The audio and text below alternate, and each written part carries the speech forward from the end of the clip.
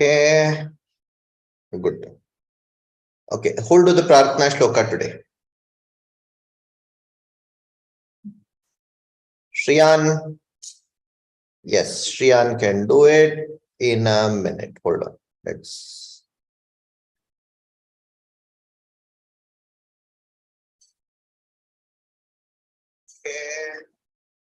Okay. Yes, Shriyan, you can do the Prarthana Shloka. Saraswati नमस्तुभ्यं वरदे कामरूपिणी विद्यारम्भं करिष्यामि सिद्धिर्भवतु मे सदा। ॐ वक्रतुण्ड महाकाय सूर्यकोटि समप्रभा निर्विघ्नं कुरु मे देव सर्वकार्येषु सर्वदा। गुरुर्ब्रह्मा गुरुर्विष्णु गुरुर्देवो महेश्वरः गुरुसाक्षात् परब्रह्म तस्मै श्री गुरवे नमः। Thank you. Namaste, Meera ji. Meera Mahoday Agatavati. Very good. Namaste, my dear children. So thankfully, I came around the prayer, so I was able to pray. Okay. No, you would anyway make everybody pray with your meditation. That is not. Okay. Yeah. Quick update on what we did on Tuesday, so that you can continue from there. So we discussed. Shriyamvini, you want to recollect what we did on Tuesday? Sir, we learned the law of conservation of Atma, sir, which is Atma can neither be created nor destroyed. It can only be transformed from one state to another state. Absolutely. Then we also learned how karma works, how you get your good points and your bad points, correct? And it happens in every single activity. This is what we discussed. And how do we take that forward? Is something through a practical demonstration. Meera ji will take it forward from there. Okay? Let's. Okay, fine. Yeah, thank you so much for that. So karma, you understood, right? Can you tell me like how you get good and bad points? Just a recollection. Yeah, Pranav? Ma'am, doing good deeds gives you good points, and like doing something bad gives you bad points. Like it reduces points. Yeah, it in fact accumulates negative points, and so you end up not feeling the grace when you really want to. We'll be asking, we'll have so many questions. No, why I am suffering? You will see many people say that, right? Why suffering? Why I should suffer so much? Why God is being nice to somebody, not nice to me? We have so many questions like that. So the answers are very simple. There are points always in our actions. So many actions, what we have done in the past, we are not aware of it. We don't have, thankfully, we don't remember. Otherwise, what would have happened? We would have remembered all the lives. We could have been so many things in different lives. And God has given us limited memory only to remember what is there from probably few years of our birth, after few years of our birth. It's a good thing. If it would have been that we remember everything of the past, how it will be? One life we are not able to manage. Just imagine memory of one life we are not able to manage. Imagine memory of so many lives you would have been given. People would have ran around, oh, stress. Okay. So God has been very kind. What we call this nature, which is nothing but an extension, what we call God, is been very kind that he has given all the right things in the right place so that we can smoothly enjoy this life in a nice dharmic way. Okay. So just one more thing I want to add. We also discussed one point. We said there is intrinsic outcomes and extrinsic outcomes. The point we gather are intrinsic. The extrinsic outcome, whether marks or whether it is any money or anything that we earn, can be something that maybe immediately we may get something, we may not get something. That is not in our control. But the intrinsic points are very important. Did we discuss that? Yeah, and it's very easy to make those points. Simple thing you have to follow. What is that? Follow value system. Be dharmic. And what happens to this, in spite of being so very simple, many of them are not able to follow. Why? Why is that many of us are not able to follow? It's a simple thing. that we don't want to be hurt, so we should not hurt somebody. We have to follow all the rules properly so that life can be very simple, but we don't want to follow. Why is it? Why is it like that? Why is it none of us want to follow dharma properly? Very few of them actually. And given an opportunity, all of us are ready to break it at any point. Why is it so? Have you ever thought about it? Viren, Shriyan, show me your nice faces, fresh and nice. Let me see whether you're sleeping or you're awake. Ah, you're awake. Yeah. Viren, what about you? Sleeping or awake? Ah, you look as though you have woken up just now. Sit properly so that I can see you properly. Don't switch off the video. Okay? Yeah. Tell me, think and tell me, why do we look for shortcuts? You all need to know this. When we are meditating, all these things will cause obstruction in the way of meditation. So you have to clear up all these things. You will get all these things in meditation. After meditation also, we will discuss what all thoughts we got during meditation. Okay, now you tell me, why do we take shortcuts? Dharma, we know, values, very important. Yes, Adikshit. Ma'am, we take shortcuts because people are like busy in small things like watching mobile and all. They get bored doing a puja and all. And No, to God is follow not the rules. telling.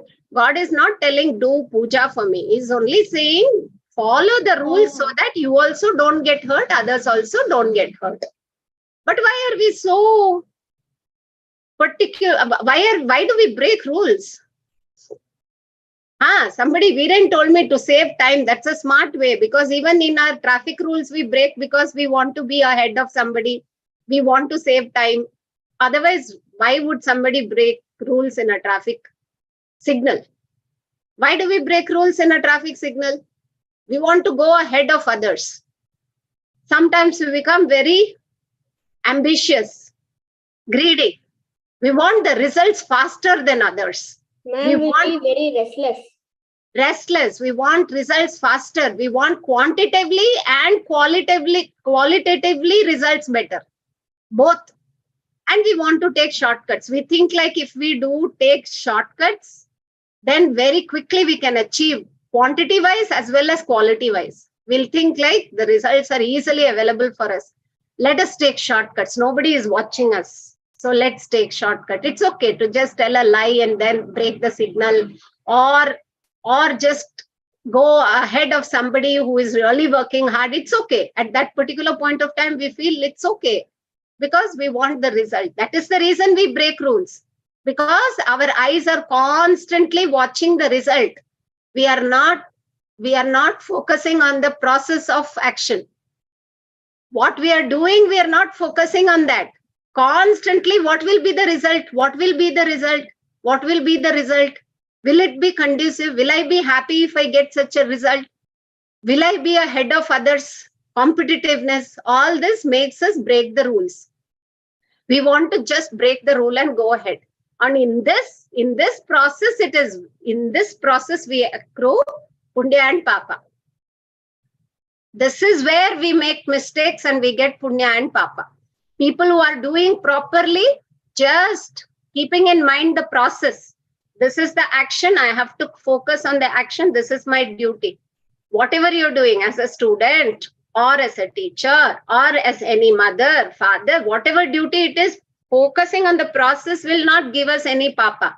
We'll be very clear. We will take one at a time and we will do the proper things which has to be done. But constantly when you're looking at result, there is a very good tendency that we can break the rule. Very good tendency.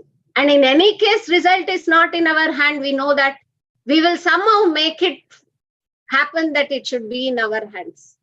We know nature gives us results and it has its own rules to follow, but still we want to break and go ahead of it. And we commit more blunders. One after the other, we commit blunders and we accrue Papa. And for that Papa, again another set, because we are actually taking shortcuts for the result. Sometimes it is very good. We are very happy about it and we want to retain that result. That happiness we can't let go. You have won something, like what I said last time. We saw, whom did we see? The runner. Whom did we see? Usain Bolt. We saw Bolt, right? Running. You should remember that picture. We saw him. He wanted to retain that first position for a long period of time. He was very disciplined. He took it up so seriously. Every day he would spend so many hours to make sure his health is in good condition. He can walk, he can run to that speed, everything. But after a few years, maximum is this much. He stretched. But after a few years, somebody is going to take over, because body has its limitations. It has its limitations. The result is not in our hands. You can only hold on to few years, that's all. Even in sports, it is bound to give some kind of unhappiness when you lose it.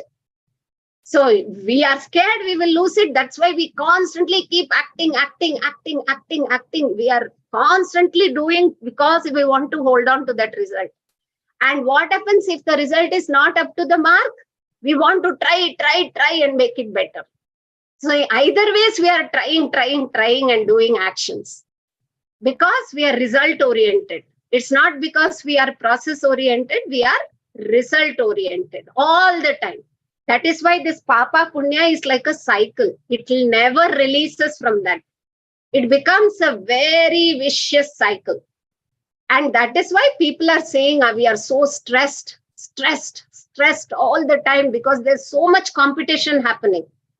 So you all will ask a question, ma'am, we have to do some action everyday basis in order to get something. How are we going to actually break this cycle? If you say breaking this cycle is going to give me fulfillment, how is that we are going to break? Because we want to good results. That's why we are acting. And if we don't get, we are bound to act again and act better so that we get good results. Is it wrong in expecting good results?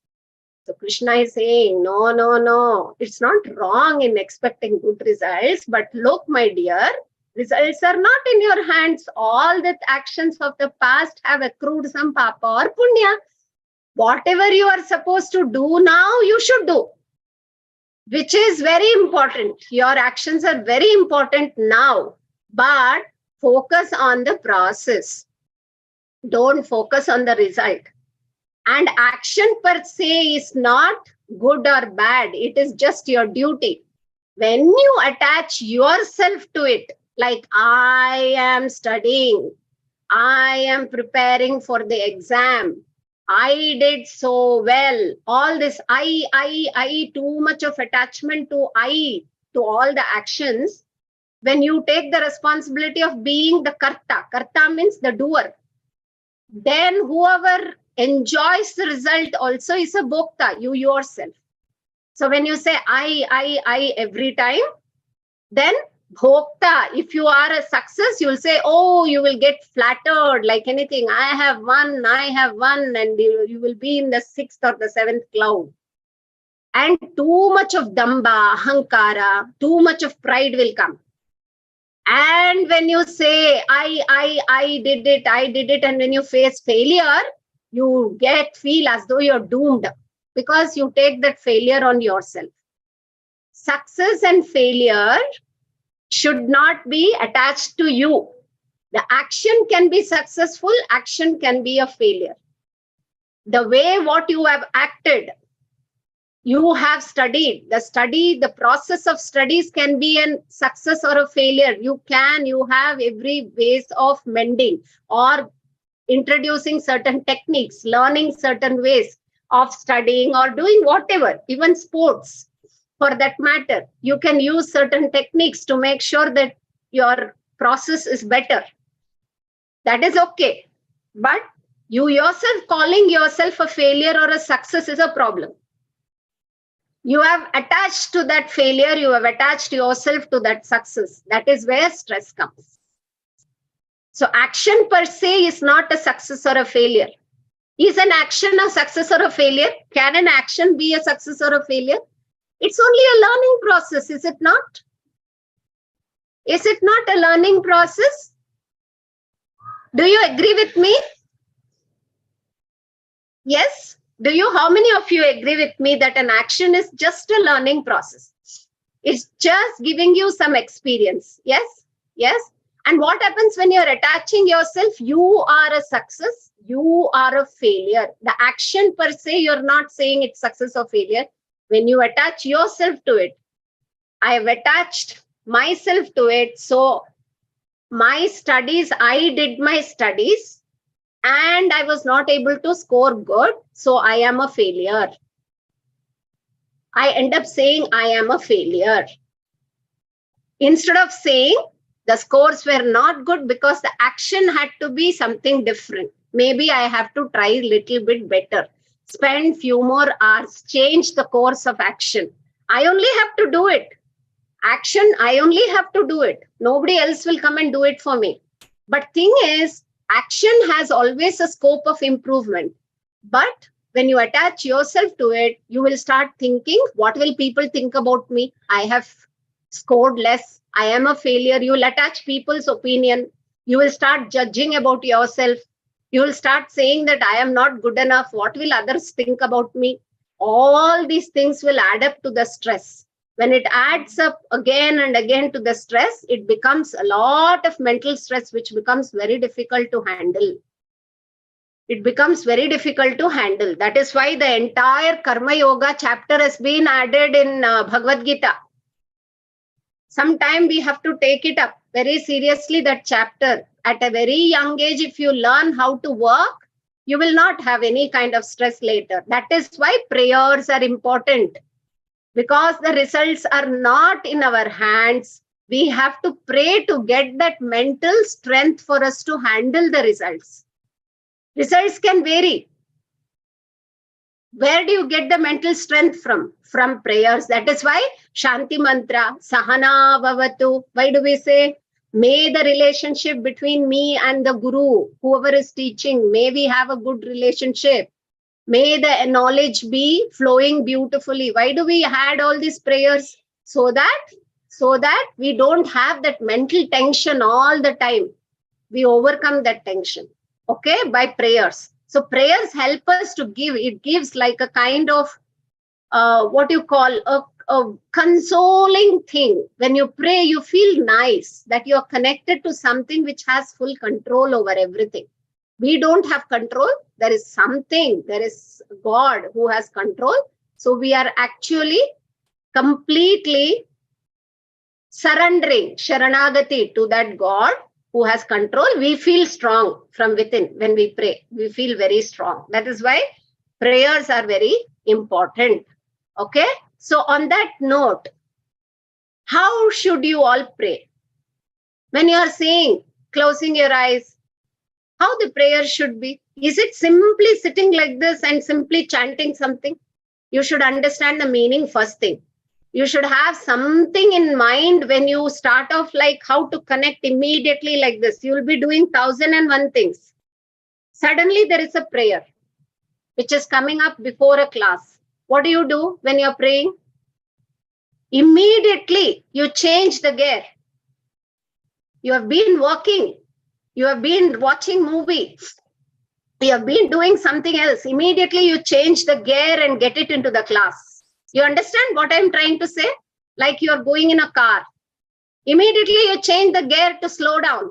Or immediately you change the gear, which is when the road is very smooth, to pick up speed.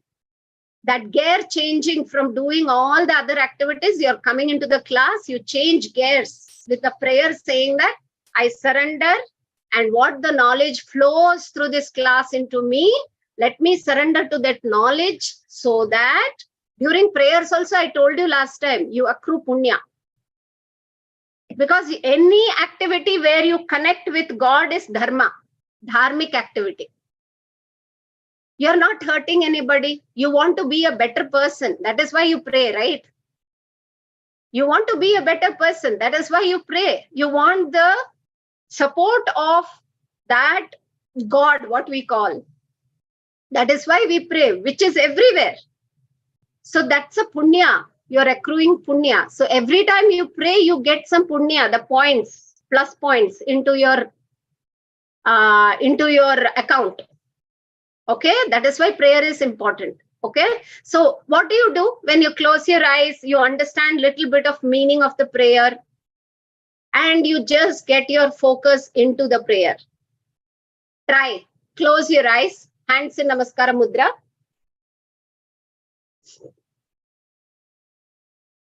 Sit straight. That is why we say when we are praying, immediately changing gears means what? There is some position in which we have to sit. We have to see hands together. Why? There is a meaning to it. We are putting your hands together. You're bowing down, and immediately your attitude changes. Prayer is connecting with the God. Immediately you're trying to see God in everything. You're trying to see the knowledge flow into you. So close your eyes, hands in Namaskara Mudra.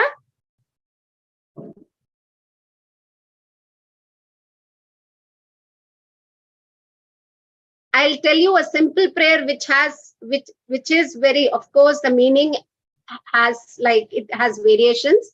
For your age, a simple meaning, and then later you can contemplate on it as you grow up, and you can get the profound meaning of the prayer. I'll try to explain, and then we will start meditation. Okay?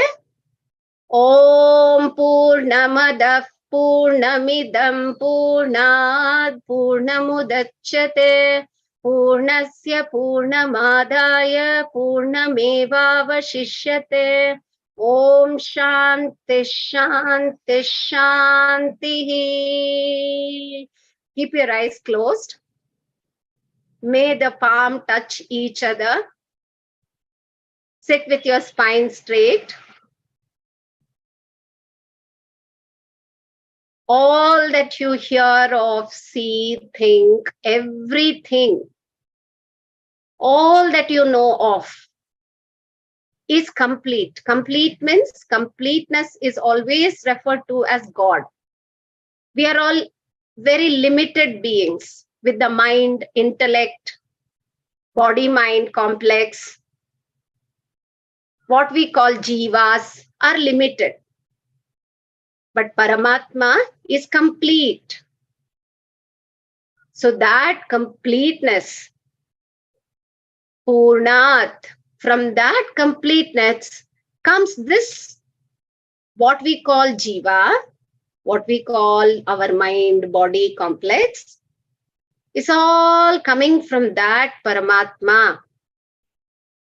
So we think we are limited, but according to this prayer, from that completeness, this completeness has come forth. Completeness, only completeness can come. Incomplete things cannot come from complete. So, since we are a product of karyam of that karana, which is Paramatma, we also have to be complete only. It cannot be incomplete. Why do we feel we are incomplete? Because there is some kind of lack of knowledge, what we call ignorance about ourselves. We don't know fully about ourselves. That is why we feel we are not complete. Maybe the body is limited. It has its own functions and it is limited. Mind can be limited. Our intellect can be limited. But the source from which we have come and the source of our self, our nature cannot be limited. It is unlimited. That is what Shastram is trying to tell us. So if we constantly contemplate upon this mantra, we will feel extremely one with that Paramatma. We will not feel lonely. We will not feel stressed. So this is a way of understanding. Slowly open your eyes. This is a way of understanding this prayer at your level. So indirectly it is trying to say that the entire universe is nothing but Ishvara, God. There's nothing apart from Ishvara. There is something which is full. If you take out something from that, that also has to be full only. It cannot be empty. It cannot be empty. There's something called full, and you take out something from that fullness, that also is full only. It will not be empty. So that fullness called Paramatma, and we all are the children of Paramatma. We all are because of Paramatma. Paramatma is the cause, and we are all the Karana. Karyam and Karana. Karana is nothing but in Karyam. That means the cause and the effect both exist together. That is why we are not apart from God. This gives us so much strength. Immediately we start feeling so powerful that we are one with God. We are one with God. We are a part of God. We part in the sense, nothing but that essence of God is in all of us. But now don't start going around and saying, I am God. Your body has limitations. Body has limitations. Your mind has limitations. Don't go around saying, hitting everybody, I am God. You're not a dictator. God is not a dictator, okay? I have to be careful when I'm saying this to everybody. Hey, my ma'am told me in class that I am God, so I can just rule over. God is not a person sitting there and ruling everybody, okay? So it is all of us, when we are born as human beings, are made with all kinds of limitations, because body itself is limitation. Little bit you get hurt, you can't, your leg is hurt or swollen, you can't move. How can you be God? If you have fever for 2 days, you can't get up from your bed. How can you be God? Actual, that essence of God we have to work upon to understand this. What exactly we are trying to say, what exactly scriptures are trying to say. We have to work. That is why all the rishis, munis are sitting there and working. Okay. Otherwise, it's all very clear in our mantras, in our scriptures. All of us are God. The essence of God is there in all of us. But to understand this, it takes so many years or even births. So it's not that simple to understand. Okay, so we have to work towards understanding this. That is why we have to start meditating. When we meditate, there will be questions which come, profound questions. Then we will start discussing it and we will clear it with the right guru. Then our knowledge keeps opening up. When you have questions, it is better to ask to a right guru so that you will get more and more understanding, clear understanding about what exactly it means. Ma'am, you said I am God. Then why I am not able to do these things what God is able to do? You said no, that I am essence of God. So wait, take a break, understand what I meant to say. Because we connect with body and mind now, we are limited. We work with body and mind, we are limited. We can't say we are God now. We need some kind of preparation before we say God. Otherwise, we can be destructive. With wrong knowledge, it can be wrong knowledge is like you end up becoming a foolish person. Right? Right? That is what the whole idea is. So, one thing for our peace of mind, we should understand our essence is God. How will it help us means? Oh, the essence of God is in all of us. So we need not worry. We become a little fearless, unnecessarily getting scared of things. Not that tomorrow you find something dangerous, you go and stand there and face it. It's not like that. I'm not talking about that fear. Not the fear where you have to protect your body. That even now, every one of us will have that. That internal mental fear, psychological fear about results and how to work, how to follow dharma, to take the help of that essence which is within us. When we feel that we are that amsha of God, it is easy to follow dharma. Because we become fearless, like result is not a problem at all. Each one of us are the essence of that God. What we are supposed to do, duty, we are supposed to do. That's what Krishna says. Karmanyeva adhikarahate. He says, no, all of us have the right to do our actions, duties. You have the right to choose what duty you have to do. Your free will, you can use. I want to become, that's why you all say, I want to become a doctor. I want to become an engineer. I want to become an astronaut. You start telling that when you're young itself, because you're using free will. That is fine. And do that duty whenever you get there, when you are in the process of getting there, you are learning. And when you're about to get there, you have to understand that duty is important. Result is not the great thing. It will follow. It will come. According to the punyam and papam results, you will be given with your hard work, with your dedication.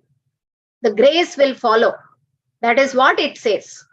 Don't say just because Krishna said only, don't do actions, all confusions there. And then he's also mentioning, don't be without acting. Okay, just now I told you, just now ma'am said, karma is the one which holds us in a cycle.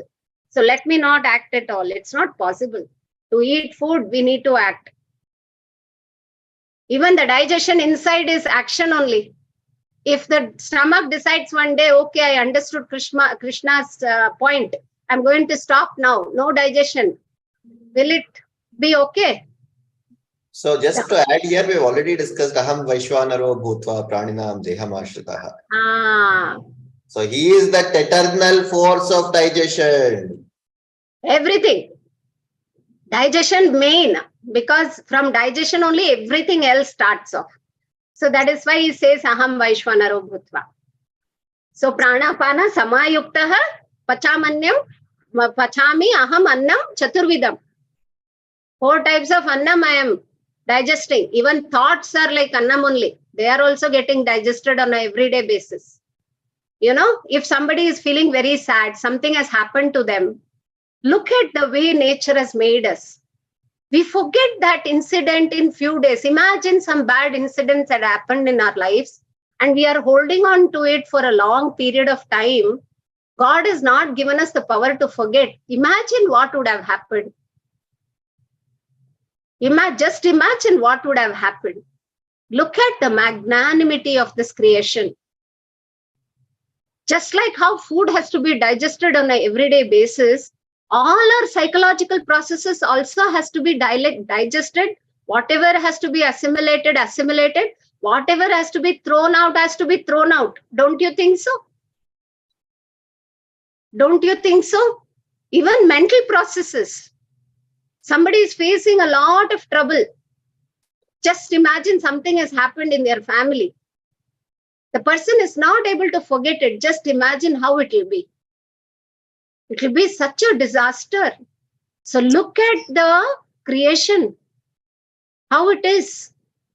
Why I'm saying this is, at this young age, you have to appreciate, just like how beautiful it is to go and watch birds in a park.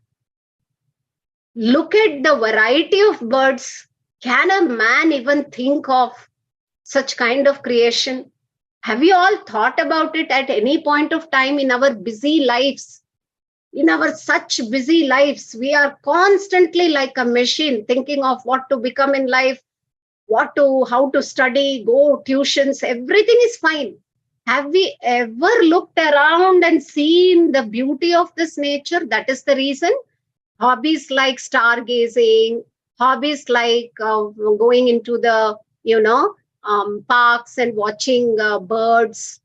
How many of you love to watch birds? Variety of birds. Have you seen that? Variety of trees. To know the names, different nomenclatures. If you look at trees, the same name is so many varieties. If you see one kind of tree, you will see the same kind of family trees together. Can you imagine man making such things? You just cannot. It is so difficult. And look at your own body. Look at your own body. Just see how it works. Just imagine, sit for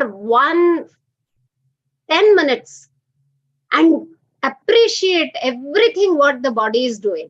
So today's first meditation will be starting from the body. I have taken it from Taittiriya Upanishad. So here there is a samvada between Bhrigu and Varuni, and it is like father and son. Son is asking, what is that which sustains the entire creation? He wants to know that one thing. And father says, okay, you want to know? Come on, go meditate and come back. He sends him to the forest to meditate. He is not giving him easy answers. Okay, refer to this book. Nothing like that. He says, you do it. You will know. So we'll start with the physical body from today. We are all becoming Bhrigus. Okay? Yeah, Hamsini, please. Can we actually like get out a scientific analysis or something for God, or like the supernatural powers, God and our karma? Just get it into a scientific analysis so that I understand it, because I am not too much into like these type of things, because I hardly deal with all of them. I'm into practical science, so it's a bit hard to analyze in mind. Okay, I will give you one example. You see a seed, right? Seed sprouts, right? Now, when the seed is sprouting, from the sprout comes the shoot. Does the shoot have the same look as the sprout? No, ma'am. Does it have the same thing, all that what you see in a shoot, in a seed, same thing? You have seen a seed, and from the seed, the shoot has come. The seed is no more there. Already Yes. the shoot has come. Did you see any properties of the shoot in the seed? Ma'am, it still does give food to the parts of the plant. So like the seed actually acts because it stores proteins and carbohydrates in the starting stages of the growing of the shoot. It actually supplies food. So once the shoot actually grows, it actually supplies its own food, which it makes its own food, and then it even supplies foods to the parts which aren't working. Excellent, very good. But then what I'm trying to say, when you look at it in the first look, the seed is there, the shoot is there. Does it have any similarities? No. No. The shoot is there, the leaf is there. Does the leaf, after the shoot comes up, the leaves come up? Yes. Has the leaf any resemblance with the shoot? No. Yeah, it is green in color. The whole plant. This becomes brownish, and that is green. The shape is different. The leaf, the purpose is different. No, Everything but is the different. cells, the cells, the membranes, the wall, All that is that fine. is When you come down to cell, we will talk about it. I'm saying when you look at it in the first look. No, it's different. Does the leaf have any resemblance to the seed? No. It doesn't have, right? It doesn't have. And does the flower have any resemblance to the leaf? Yes, ma'am. The petals almost look similar, but has a different color. It is different. When you look at it, it is different. That is why we call it a flower. No, otherwise we would have called it a leaf only. But it's still a part of a plant. I am telling you, we all look different.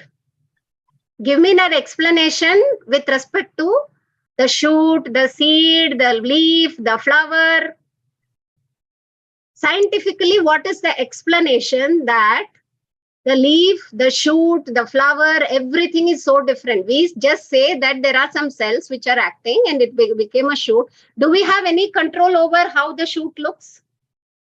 No. Maybe now there is some, they try to cross it and they try to bring some other leaf into it. They try to bring some other the fruit. bonsai trees are actually Bonsai trees, but still it has limitations. It is something we are trying to copy nature, which will not work much because nature has its own way of functioning, right? So in a simple thing, what you are able to see through your eyes, you have no explanation to the seed being different from the shoot being different from the leaf, leaf being different from the flower, flower being different from the fruit, and fruit is again giving seeds. It's a cycle. So Meeraji, just one, can I just intervene a minute Yeah, here? yeah. Okay. Sri Anthony, let me do one thing. I'll ask a very simple question to you. Okay. Yeah, how good are you with explaining the chemical and physical properties of sugar? Sir, yes, sir. Like sugar, physical properties, it is solid, crystal, and then it can be made. It can be made into liquid sugar on continuous heating, and then to bring it back into I can write it as glucose. I can write C6H12. 1206. No, sir. C12H22O11.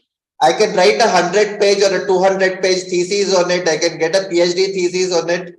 Yes, sir. It'll go on and on and on, right? Yes, sir. Now, suppose I were to explain this to a grandmother who is, say, or my grandmother went to 5th standard, perhaps. You know, if I gave her that thesis, she would throw it on my face and say, "What the hell have you done?" Sir, she needs to learn, sir, because they weren't given education. She won't understand. Hang in there. But if I were to just tell her, you know, the thing is, I would never have told her the word sugar, but I would give her a 300-page thesis on it. Okay, there's a difference, right? Then, instead of doing that, if I took a lump of sugar and gave it to her, or to even to a baby, forget grandmothers. Think of some 3-year-old baby. If I give that 200 pages of work to a 3-year-old baby, will it understand what sugar is? Sir, the first mind curiosity, it might scroll through. If it finds it boring, it might throw the book. Forget throw the book. It will tear the pages and give it back to you. No, sir. Few 3-year-olds are really smart, sir. Okay, 2-year-old. Let's take 2-year-old. Sir, 2-year-olds are also smart, sir, nowadays. Okay. You are also smart. So, Yeah. so instead of that, how do we explain it to them? What do we do? Sir, we need to start from scratch. Yeah. So what do you do? Sir, we first explain that there is something called matter. Matter has something called atoms and molecules. Yeah. Atom is the smallest particle of matter, which has it can't live independently, so it joins with other atoms to form a molecule. Perfect, Shyamsri. Just hang it there. You have said 5 things, very, very interesting things, which I completely understand. Now, there are about 5 people who are apart from you, very young. Okay. Let's just ask them. How many of you understood what all Shyamsri just said? Whoever understood, Shriyan understood. Okay. Who else understood? Adikshit understood. Pranav understood. Okay. Okay. All of you have studied matter. But instead of doing so much, can I do one very small thing? Can I give a small lump of sugar to all of them and say, hey, you know what, this is sugar taste? So that is physical, so the chemical properties. How does it matter to me? Does it even matter? If I know the taste of sugar and I know that next time I see something like that, I taste it, is that good enough for me? Sir, but salt crystals and sugar crystals almost look the same, sir. It's just different, sir. I mean, the taste and the chemical properties are different, but they still look the same.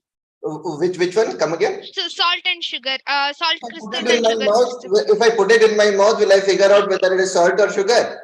Yes, sir. Sir, the physical properties are different, sir. Chemical properties are different. Fair enough. Exactly. My mouth is telling me what that is. That's an experience. So there's a very big difference between learning it through a very hard physical process and experiential learning. Okay, I also gave another example. Very first day, if you remember, there were planets, and how we were fooled to think that the sun is static, all planets are going just around. Then I showed you. Sun is dynamic, sir. I learned that when I was in first itself, sir. Till then, I never knew there was something called solar system. There you go, right? So there are certain limitations even with science. There are limitations to a point. What is the limitation? The limitation is That it is based on all our sense organs. We have 5 sense organs, correct? Sir, but science doesn't only deal with our sense organs, sir. It Only deals with with the nature, sense organs everything. even to this day. You can draw an inference out of something. Okay. At best, you can say there's an electron. How do you find out there's an electron? You have some. Oh, hold on. Let me explain this. How do you find out there's an electron? You find out Thousands that experiments, sir. you do an experiment. How do you measure the experiment? Sir, we measure it through observations. Through an observation. How are you making the observation? Through what? What's your physical instrument there? It's either one of your sense organs. Either you are hearing or seeing or you're not tasting, fair enough. You are either feeling. That's about it, right? Even a fusion or a fission reaction, you are doing only through that observation. Yes, sir. Right. Now, the limitation is within us. There's a limitation with this. With all aspects of science, the science limits itself to saying whatever is observable. Yes, we have progressed to the point. Science is vast. Everything around us is science. Yes, I'm also a chemical engineer. Okay. And I've also done enough thesis around these things. So it comes to a point where you say, you draw mathematical inferences beyond a point. You cannot draw just physical inferences. So on that note, yeah. Can I add, Karthik ji? Please. Yeah. So Hamsini, it's a very good thing to ask, like scientific proof for certain things. But even science has not been able to reach anywhere near consciousness. They are not able to explain what consciousness is. You know why?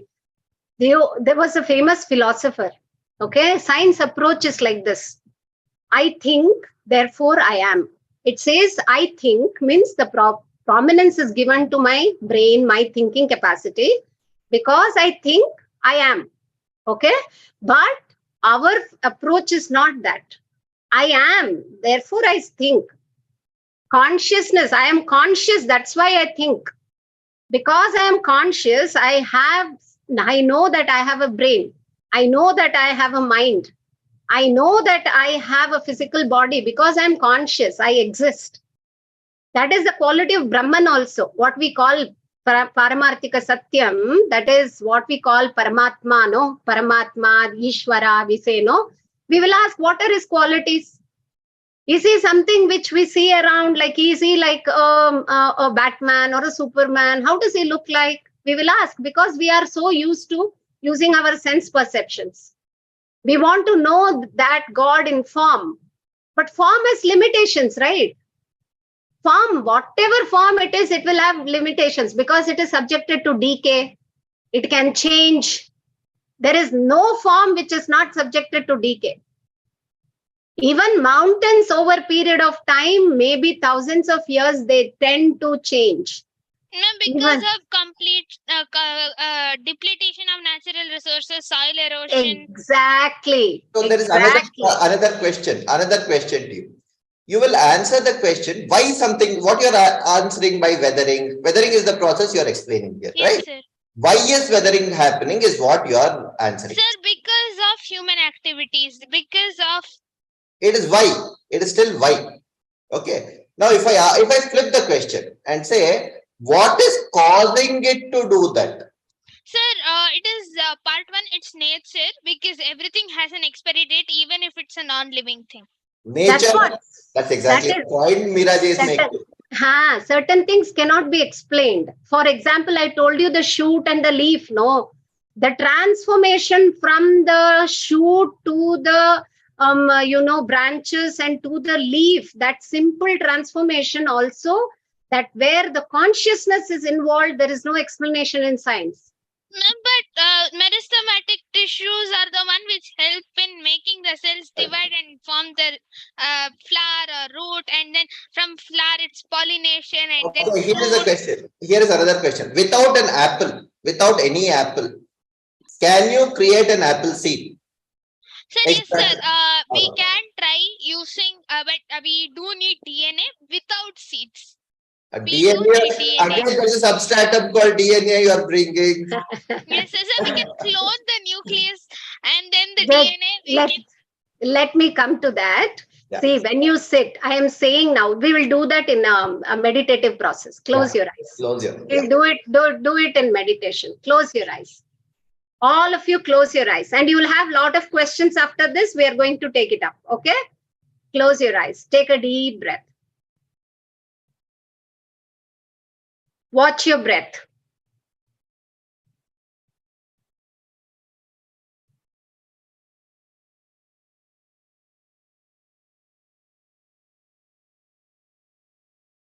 Feel the body. You all know you have the body. Nobody needs to come and tell all of us that we have a body. Even our eyes is closed, we know we have a body.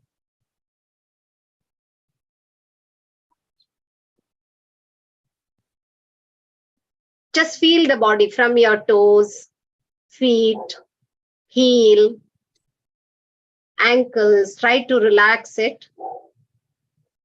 Calf, shin, knees, thighs. Relax your thighs.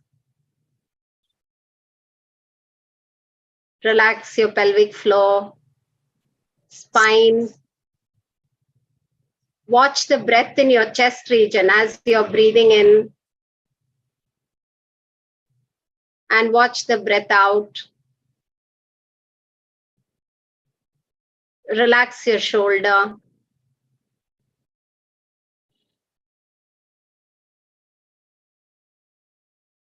Relax your facial muscles.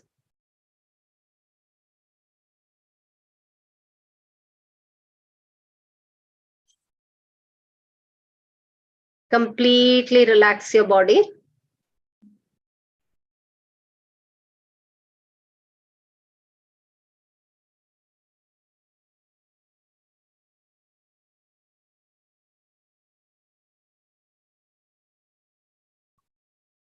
Now, in this process, I will chant 5 times Krishnaya Namaha.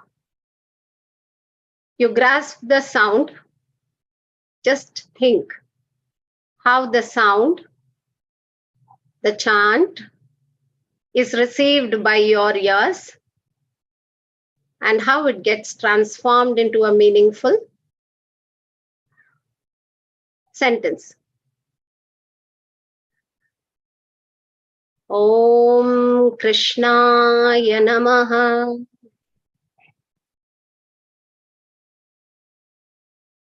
Om Krishnaya Namaha.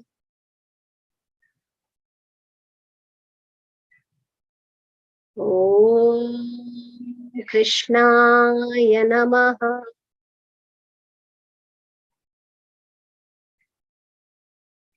Om Krishnaya Namaha.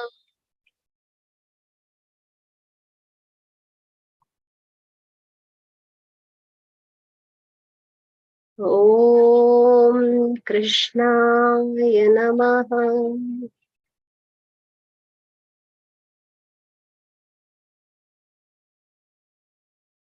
Om Krishnaya Namaha.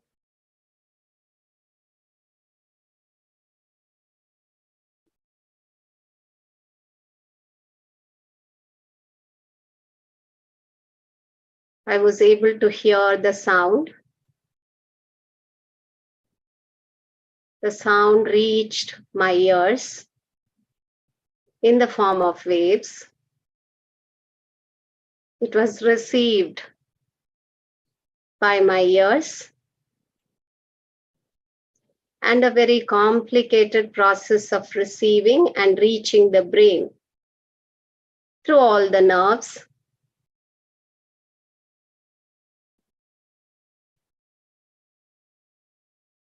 Now focus. It was just a sound. At what point did it become a meaningful sentence?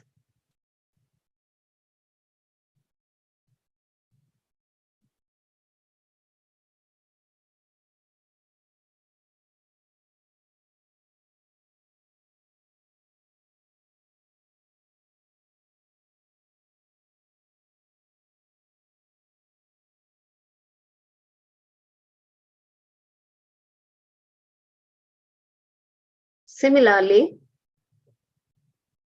imagine you are watching a building or a tree. You are able to see the picture. You're able to see the picture and take it through your eyes as it is, as a picture.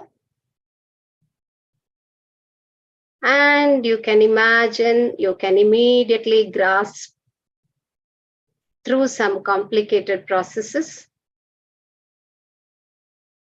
that it is a tree.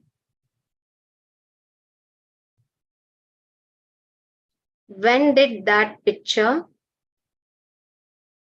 become a tree in your consciousness?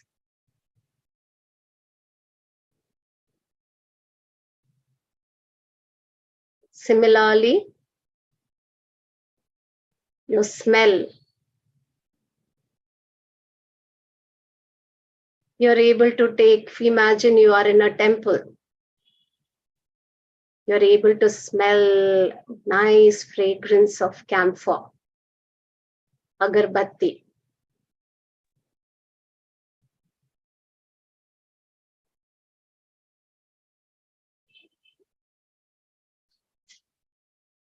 When did it become your experience?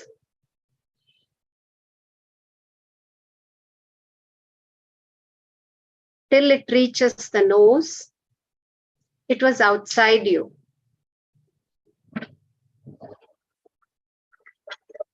The minute it reached your nose, it became you. When did it become you? Your experience. What made it your experience? Feel the breeze, cool breeze. You are somewhere near the mountains. Imagine you are in Himalayas.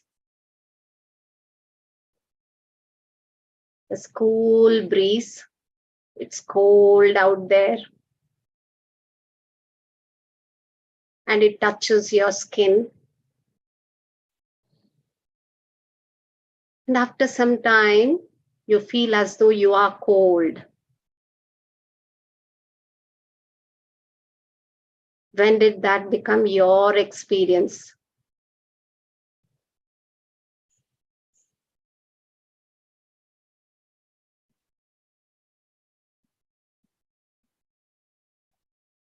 There are stones around. There's water around. The stone does not feel that coolness of the Himalayas. How are we different from a stone?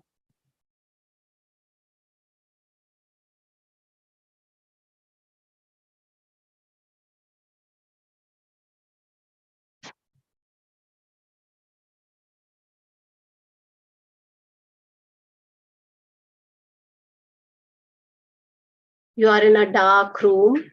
Imagine you're in a dark room. The light is on suddenly. You see your friends sitting nearby. You're given the instructions to close the eyes. And the light is switched off.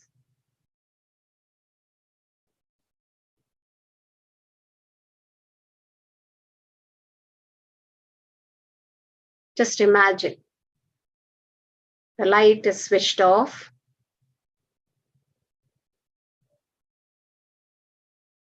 You do not know whether your friends are around you. There were close to 10 people sitting beside you. You don't hear the sound. There's no light. You have no means to know that whether they are sitting in the room.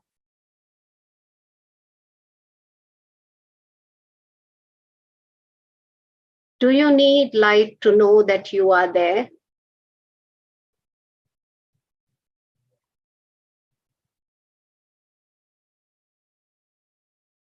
Do you need light to know that you exist in the room?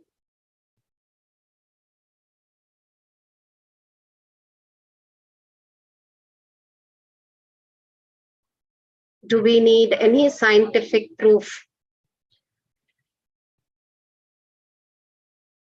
or any experiments to be done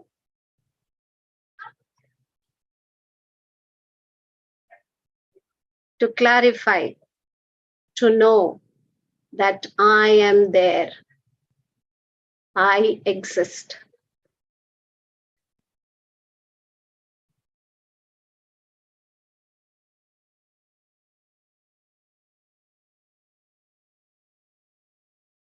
My eyes can see around me.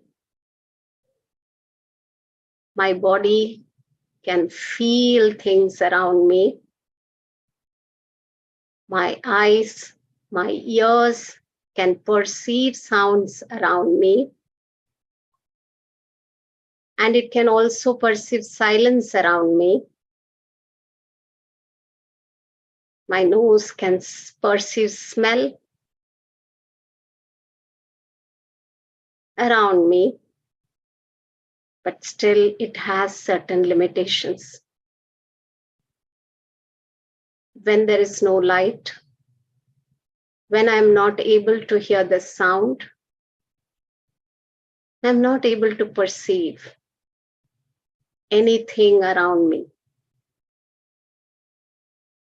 But I can perceive. I don't have to use my sense organs to know that I am there. So what is that which I call I exist, I am, which is not dependent on these sense organs?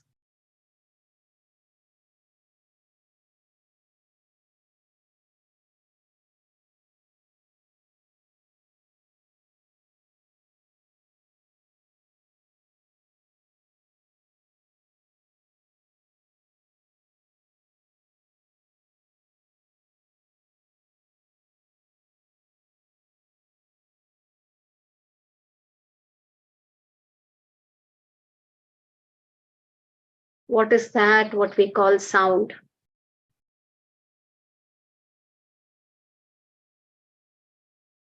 What is that what we call sight?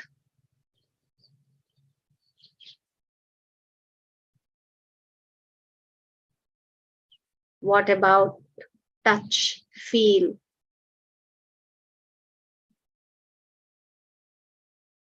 Smell, taste?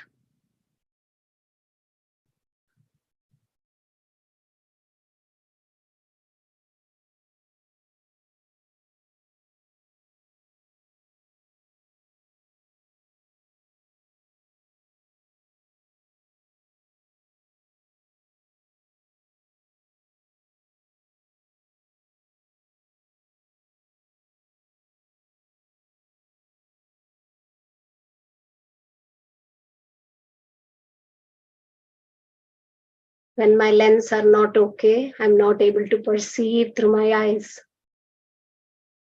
When my ears are damaged, I'm not able to listen.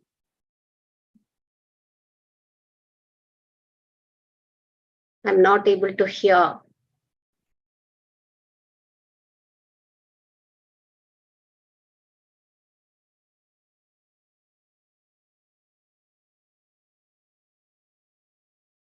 Why is it so?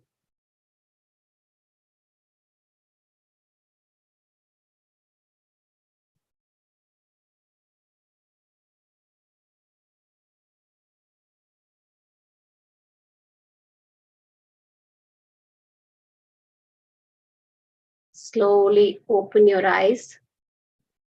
Look into your palm. Rub your palm nicely. Feel the warmth of your palm on your eyes. Thank you. You have to do this for till the next class. Continuously practice this. We will discuss about it. There is an answer to all your questions. You will be coming up with the answers. We are not going to give you any answers. Okay, it will be only a discussion. Hamsini asked me, did you think of anything what I was trying to guide you through? Did anything come up to you? Any thought when I was trying to say these things? Ma'am, for me, nothing except T equals MC square came up. Oh, okay. Okay, that's fine. Think about it. Because I think that if I get I need to get a bit more clarity, because I always need a scientific explanation for everything. That is fine. That's very good. Very good. That's a very good thing to do. But then you have to think and come up to certain conclusions. And if we force you into understanding certain things, it won't be clear. It will be only theoretical. So Bhrigu did the same thing. Varuni asked him, go to the forest and meditate. He could have given him answers because he was a Brahmagnani, Brahmavid. He could have given him all the answers. Father was a realized person. But he told his son, go and meditate. He meditated for a few years on his body.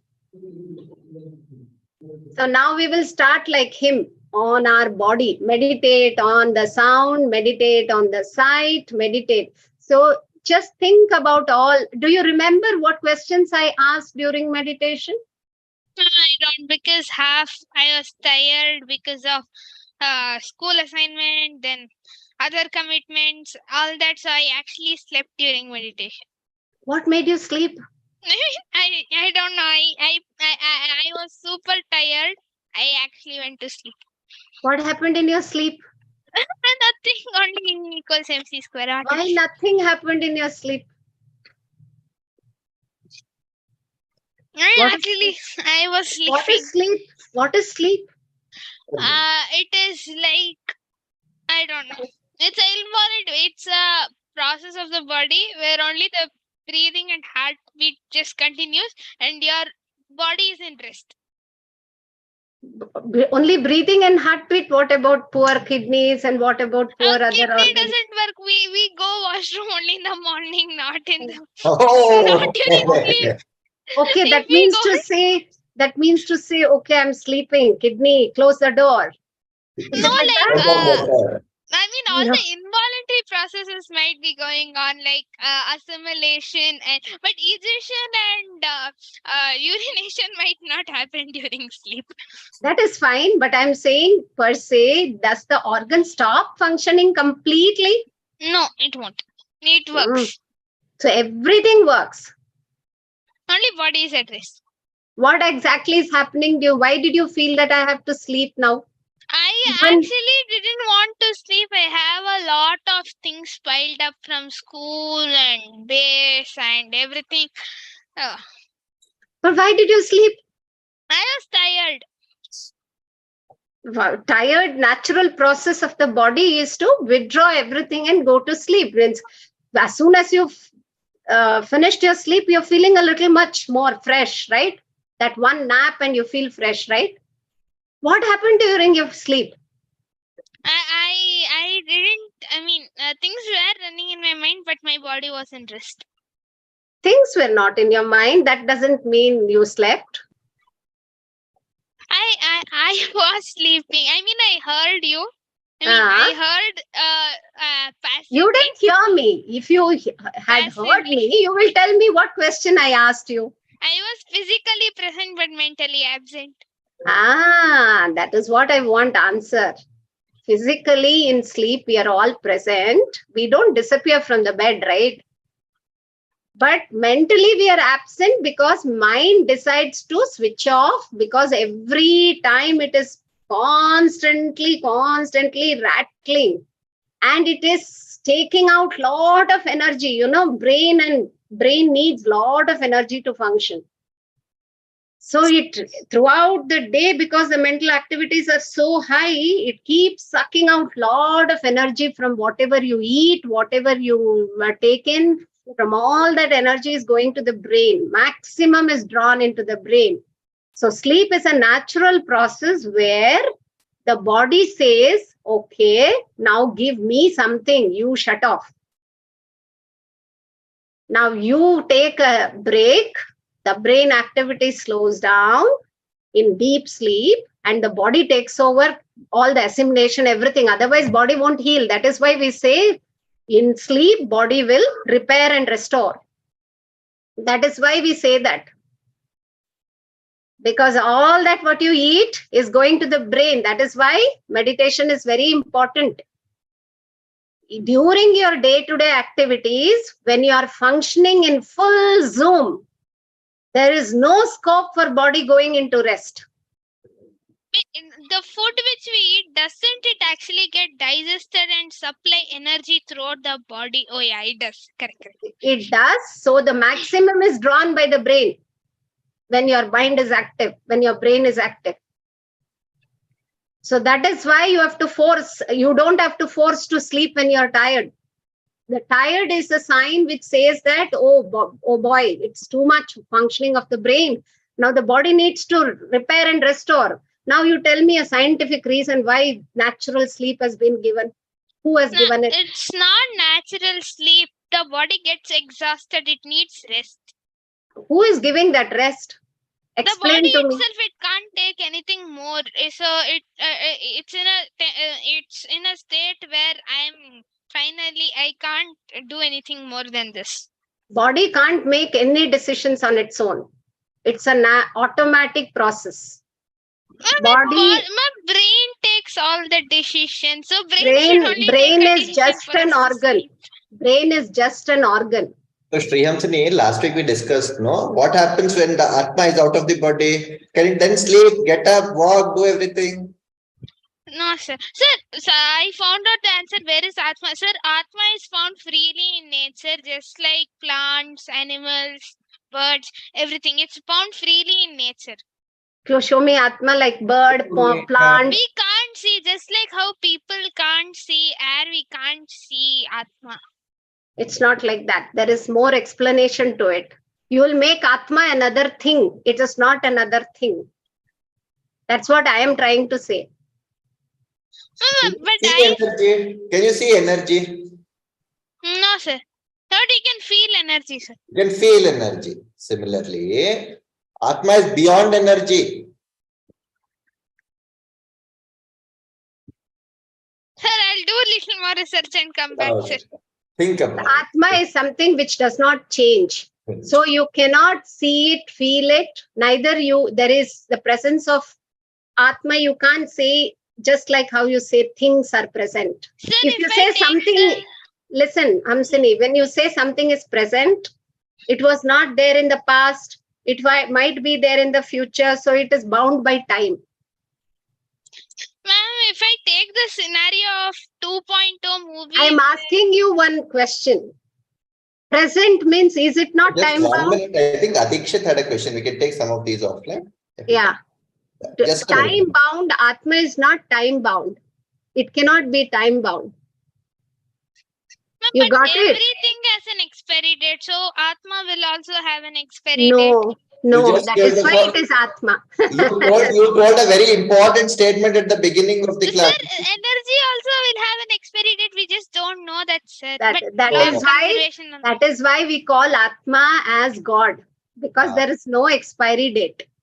If God also has expiry date, then who will pray to God? Ma'am, but I have read in stories that when people ask for immortality, Brahma or Vishnu, or they themselves who are gods, they told that every being who's born in the earth must die, and even us, we should also die, because gods aren't always immortal. So that's where I raised the question. Atma will also have an expiry date. That is the quintessential question. What is God? The God in the typical sense. What we are talking about Atma is formless. Brahma, Vishnu, Maheshwara has form, right? So the minute you start taking form, it has limitations. So those are devatas only, but they might have, it's not might, for sure, they have powers more than us. And they are different than us, definitely. That you will know as the classes go by. We will know like how are they different, but they're all what you call a manifestation of Atma. Ma'am, It's so not. why do we need all this in this progressing scientific world? Why do we need to know all of this? Because no Okay. one actually even is Okay. bothered to learn about this because they're stuck up with science, history. I Okay. mean, not science, maths, Very good progression, question, AI. Hamsini. Let me Then quickly answer that question for you because we're running out of time. We'll take this Yeah. discussion in detail. Yeah. Quickly answering that in a minute. See, why do you need a CEO? Why do you need a father, mother, Hamsini? Why do you need a hierarchy? CEO, CXO, manager, worker, IT professional? Why do you need so many so differences the in the system world? is organized, and then people Ah, can work under people properly so that the work gets done. absolutely, exactly. Clearly, you have a hierarchy that comes even in that process. There's a higher process of doing things. Why do you need plants, animals, human beings, then earth, then sky, then sun, the moon, etc.? Sir, Big Everything Bang has Theory a will come there, sir. exactly. So everything has a position, everything has a fixed role to play anywhere, wherever it is positioned at any point in time. Correct? Similarly, these forces are termed as gods in our scriptures to make them showcase their powers. Sir, so the God is nothing but a supernatural power or supernatural force found in nature. I'll give you a simpler example. What is sun? Miracles. Miracles. No, forget miracles. What is sun? Sir, sun is a not a, it's a heaven. I mean, not heavenly body. It's a big mass of yeah, a big mass which is it's It's also known as a a fireball. fine. Fireball. Let me leave it It's like a that. fireball. No, it's not a fireball. It's much beyond a fireball. Okay. Can you can you exist without the sun? Can any one of Sir, us can exist without the sun? partially with artificial light we can, but without sun we can't because plants need photosynthesis. I mean, for plants need sunlight for Where do you photosynthesis. get your artificial light from? Sir, actually in space, if astronauts need to grow plants, there is a blue light which is being formed using few That is chemicals. also coming from some source, may not be the sun, some other form of Sir, energy. neon. Where is neon coming from? The Sir, very source. nature. Sir, neon is a inert gas, sir. It will be found in Okay, nature. hang in there. This discussion will be a little Yeah. longer. We'll take Yeah, it. Hamsini, for now, you just keep it in mind that Atma and what you call gods and what we call human beings are all, in fact, you have to understand individually each thing. Yeah. You can't mess up both, like you can't mess up Atma for God. Correct. Okay. Atma is something which is all pervasive and it manifests in the form of gods, human beings, and stuff like that. Okay. So, Atma is something. So, you think about it, and we'll get back to this question. Don't confuse Atma for gods, what we are saying in the name and form. Name and form has an expiry date and a date where it is there and it may not be there. It will be there in future. It might be Chiranjeevi. So, it might be there forever till the manifestation is there. But Atma is something which cannot be destroyed. And that is the basic substratum for the entire creation. So, Meeraji, I think we should take a few other questions. Yeah, please. Adikshit has Okay, left. Hamsini, hold on. Next class, we will clarify. Okay. Yeah. Okay. Some other questions? What was that? No. When you have a bad dream, there's something bad happens. No, that is not a question that Neil was trying to explain. Hamsini is this one. Okay. I think others have left. I think we'll close the session for now. Yeah. Had some question. We'll come back to his question. Yeah, maybe next. It's a nice. I'm enjoying the class. Yeah, it's a nice discussion happening. I want the kids to come out with more and more such questions. Definitely. Yes. Yeah. Okay. I'll just do the please do that. Purnamadam Purnamidam Purnat Purnamudachyate पूर्णस्य पूर्णमादाय पूर्णमेवावशिष्यते ॐ शान्तिः शान्तिः शान्तिः हरिः ओम्